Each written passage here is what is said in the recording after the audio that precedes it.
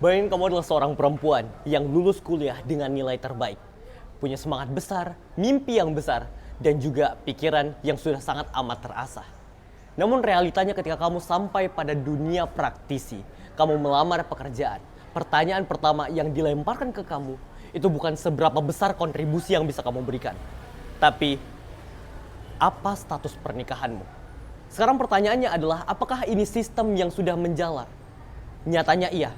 Semua semangat, semua upaya, IPK, nilai, seolah semua bisa diredaksi dan dipadatkan menjadi hanya sebagai status pernikahan saja.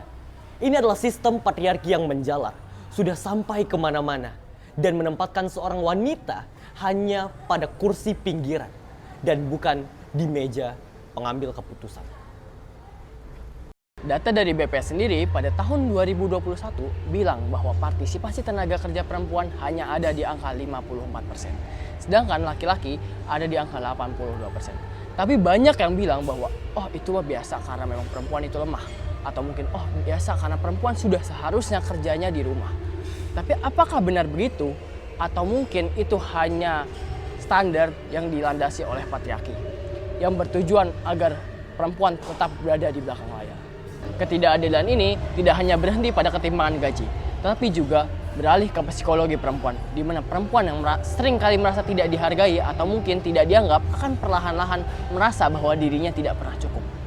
Bayangkan, kamu punya kemampuan, tapi dunia menolak, atau mungkin dunia mengecap kamu tidak pantas. Lama-lama bukan hanya kesempatan yang hilang, tapi juga keberanian untuk bersuara. Dan jangan lupa, diskriminasi melipat gandakan penderitaan perempuan disabilitas. Seperti kata Angki Yudhistia, menjadi perempuan saja sudah sangat sulit, apalagi menjadi perempuan disabilitas. Mereka seperti menghadapi tantangan berlapis yang diciptakan oleh sistem. Jadi, siapa pelakunya? Jangan buru-buru menyalahkan orang lain. Pelakunya adalah kita semua. Ketika kita membiarkan sistem ini berjalan tanpa adanya protes. Saat kita tertawa dengan cadaan seksis, saat kita diam ketika melihat perempuan dipinggirkan.